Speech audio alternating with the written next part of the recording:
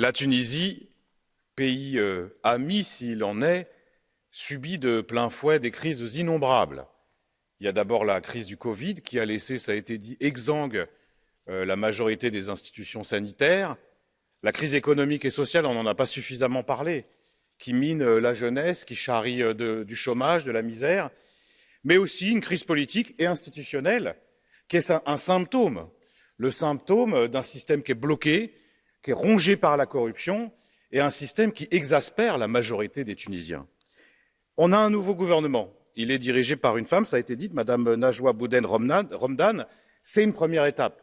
Mais ça peut être qu'une première étape, parce que, évidemment, la concentration du pouvoir dans les mains d'un seul homme, fût-il soutenu par la majorité de la population, ça n'est jamais sain, ça n'est jamais bon. Et moi, je crois que la Tunisie, évidemment, elle a besoin d'un nouveau processus électoral.